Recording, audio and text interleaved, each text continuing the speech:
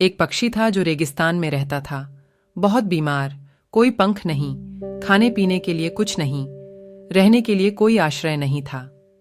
एक दिन एक कबूतर गुजर रहा था, इसलिए बीमार दुखी पक्षी ने कबूतर को रोका और पूछा, तुम कहाँ जा रहे हो?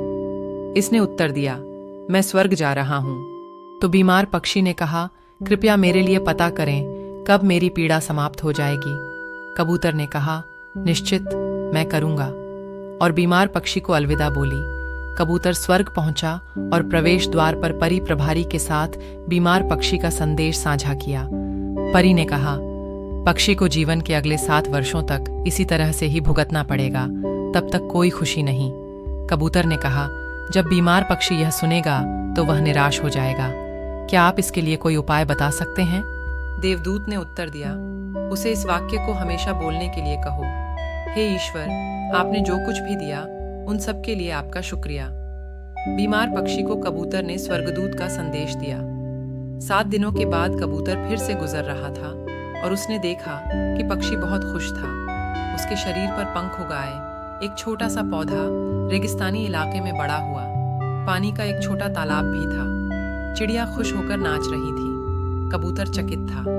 देवदूत ने कहा था कि अगले 7 वर्षों तक पक्षी के लिए कोई खुशी नहीं होगी। इस सवाल को ध्यान में रखते हुए कबूतर स्वर्ग के द्वार पर देवदूत से मिलने गया। कबूतर ने देवदूत के सामने प्रश्न रखा।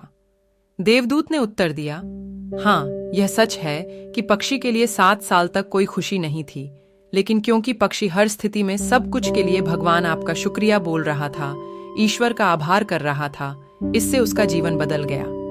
जब पक्षी गर्म रेत पर गिर गया तो उसने कहा, सब कुछ के लिए भगवान तेरा शुक्र है। जरूर कोई कारण रहा होगा ऐसे गिराने का। जब यह उड़ नहीं सकता था तो उसने कहा, सब कुछ के लिए भगवान तेरा शुक्र है। शायद आप आज धरती पर ही रहने को कहना चाहते हैं। जब उसे प्यास लगी और आसपास पानी नहीं था तो भी उसने कहा कि सब कुछ के लिए भगवान तेरा शुक्र है। जो भी स्थिति है, पक्षी दोहराता रहा, सब कुछ के लिए भगवान तेरा शुक्र है, और इसीलिए 7 साल 7 दिनों में समाप्त हो गए। इस संदेश को साझा करने का उद्देश्य हम सभी को इस बारे में अवगत कराना है कि एटीट्यूड ऑफ ग्रैटिट्यूड मतलब शुक्राना और आभार का फल कितना शक्तिशाली है। यह हमारे जीवन को नया रूप दे सकता है।